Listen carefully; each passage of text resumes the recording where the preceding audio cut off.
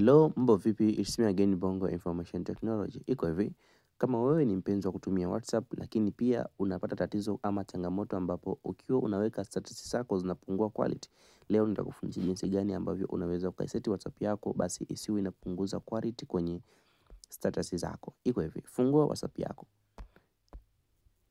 Okay, baada ya kufungua WhatsApp yako, nenda katika sehemu ambayo ina alama ya mistari mitatu. Hiyo, ukigusa alama hiyo, itaenda katika upande wa setting. Nenda katika upande ambao imeandikwa setting. Hapo, na ukishapagusa, itafunguka hivyo. Kisha funguka hivi, kitu ambacho unatakiwa ujue ni kwamba hii inakuonesha katika upande mmoja. Mfano. Ukiangalia, hapa ni katika upande wa account yako katika upande wa WhatsApp. Sasa wewe ambacho unatakiwa ujue ni kwamba unaenda katika upande wa kusearch. Hapa, nenda ukasearch hapa. Tuguse and then andika status ama andika HD.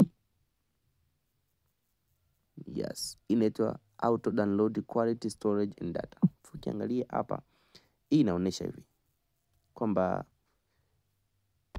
hii ukiwa una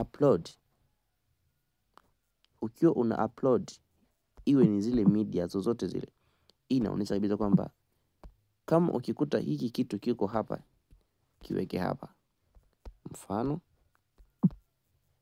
hapa kwenye HD, select quality for photo and video to be sent in chat. Mfano ukikuta kiko hapa hivi, wewe utagusa hapa palikoandikwa HD.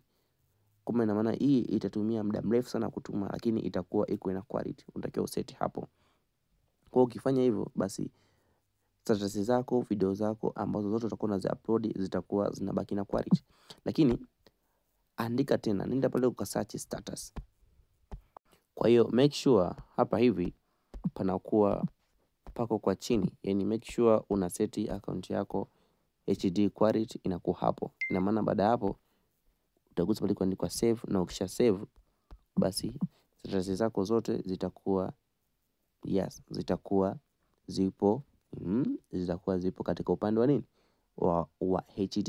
Ina maana kwamba status zako zote zitakuwa